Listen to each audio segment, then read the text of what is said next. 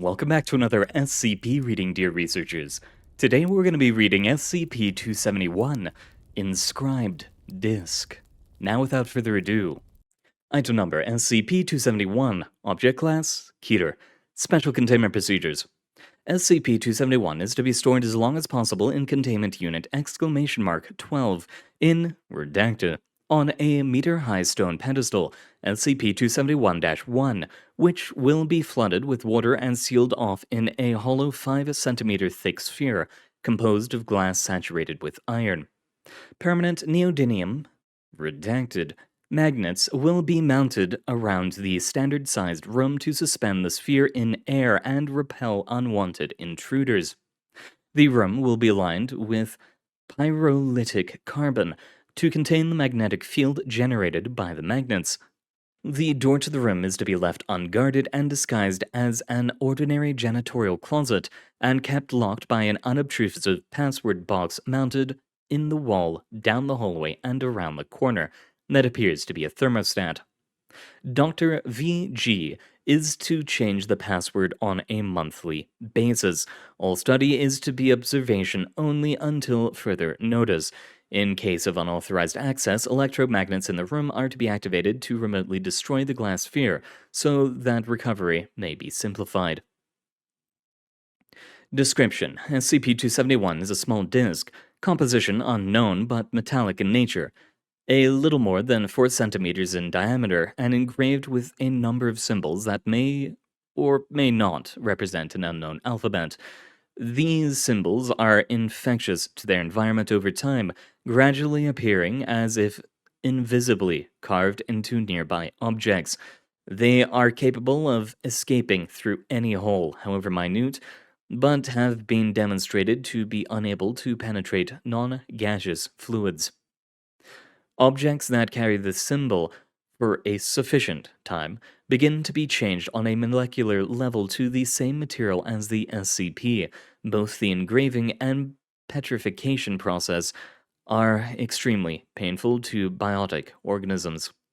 The only known method of purging the symbols is the destruction of the object, and it is not possible to do this to SCP-271 itself. At this time, both SCP-271 and SCP-271-1 are thoroughly coated with the engraved symbols and seem to swim slightly. Dr. VG and other observers have described them as looking like the far side of a heat wave, or not quite all there. The symbols also appear to have fractionalized somewhat. Studies with vision-enhancing equipment have revealed miniature symbols inside and around the larger carvings on both objects. SCP-271 was a previously unknown SCP recently acquired from a shrine belonging to the Church of the Broken God by Mobile Armed Task Force 12 when data expunged. It was previously stored in a room of its own, which documents note was to be kept sealed until the assembly was ready. Documents acquired at the same time suggest that data expunged. The platform is original on account of the extensive writing on the room in which it was contained. The shrine itself was pulverized. However, due to rapid retaliation by enemy forces, the remnants of MATF-12 were forced to data expunged.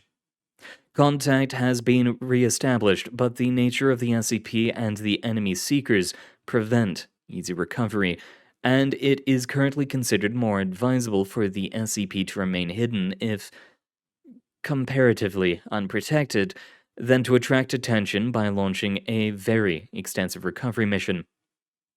MATF-12 has been ordered to conform itself into CU !12, the exclamation mark denoting their atypical existence outside of a secured SCP Foundation area.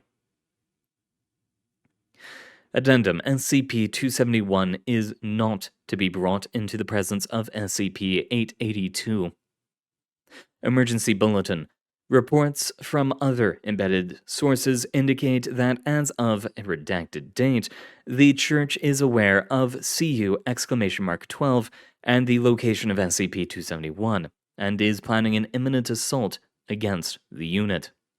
SCP-271 is to be kept out of enemy hands at all costs. CU!12 has been ordered to mobilize and prepare for evacuation. A recovery team is being prepared for imminent deployment under the direction of Agent DuPont. A more detailed report is to follow. And that report is missing, but I would like to find it if it does exist. But for now, thank you very much for coming, everyone. It has been an honor reading for you. Good luck out there, dear researchers, and hopefully I see you next time.